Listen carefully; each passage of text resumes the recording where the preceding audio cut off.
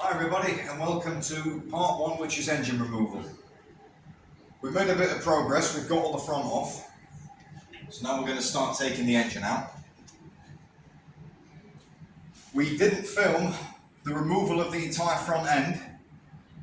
The main reason, we've never actually stripped one down to this extent before, so I wanted to see how it came apart. I will show the reinstallation, so that's all good, but now we've got access to the basic engine. So we're going to take the airbox out, all these aesthetic covers and the ECU. We'll have a look at that fuse box. We'll take the cooling pipes off the thermostat housing first to give us some more room. And then we'll take the drive shafts out because we're taking this out as one complete drive assembly. So I'll crack on a bit and keep you updated on progress. Check back in a bit. Well, we've made some progress. We've got the gear shifter cables out. We've also disconnected the fuse box and the ECU harness. We took this cooling pipe off. Air filter housing and air intake assembly complete. Expansion tank bottle.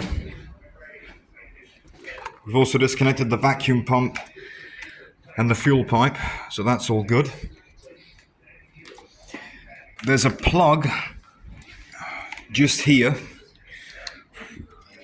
which goes onto this assembly on the gearbox, and there's also another plug which looks like a gear position switch which goes just down there, just there. So I'm going to tackle these air conditioning pipes next. We'll get that compressor disconnected. Then I think it's exhaust, that big center bolt just there. Drive shafts. And if I remember correctly, on the Peugeot engine I did, there's what appears to be a positive cable down the back of the engine going to the alternator.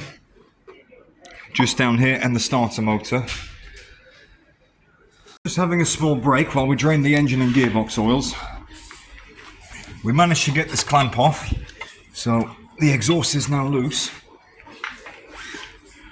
We also got the air conditioning pipes off. We're going to have to put a new bolt in there because in the process I slipped and rounded the Allen head.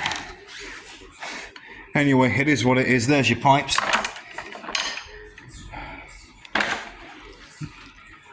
We've also taken the auxiliary belt off.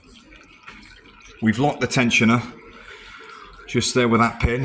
21mm spanner, lever that back in at the same time, slide your pin in. That's a hell of a lot better system than on the R53, I'll tell you that.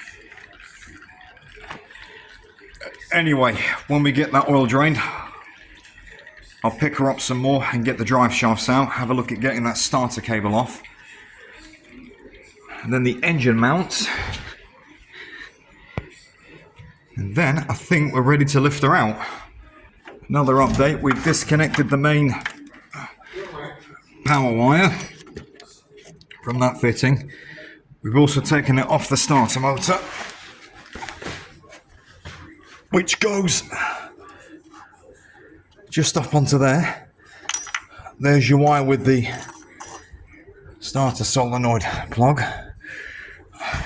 There's also an air pipe just here which goes onto that connector just up there. So we had to disconnect that. We've also disconnected the drive shafts. I've taken the shaft off this half shaft here. I'll take that off when the engine's on the floor because there's not a lot of room to take this carrier bearing off. But yeah, overall, some really good progress has been made. Now, as far as I can see, there's one earth here. This cradle mount. The gearbox mount here. We've also disconnected the back steady mount. It's under the car just there. And yeah, then, theoretically, the engine should just come out. So stay tuned. And finally, after all that, this is where we've got to. The engine and gearbox are out. There's the drive shaft I'm about to take off.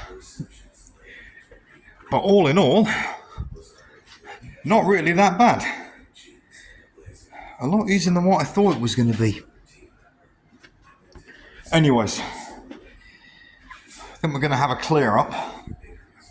Put some tools away. We'll take this box off and maybe just for today get it mounted on the engine stand. Ready to start stripping it down over the weekend. But a hell of a lot easier than what I thought it was going to be. Not that much different from an R53. Okay, we've got the engine on the stand now. Managed to get the gearbox off and the clutch. We've got a head start and I've taken the alternator off. So I'll take that and the starter into my electrician's Monday morning. We've also got the rad off and we noticed that it looks like it's been patched up with stop leak before, so we'll get a new radiator for it. There's the alternator and the starter. And your transmission's just down there, the cowling's around the corner, and there's a condenser for it. So we'll clean that out before it goes back together. But all in, like I said, nowhere near as bad as I thought. Now I've got to think about how to change that ball joint. I'll guarantee we're going to probably have to lower the subframe down a few inches. But it's no big deal, we'll do that before the engine goes back in. So, next will be get the engine stripped down and see what parts we need. So I'll see you guys in part 2.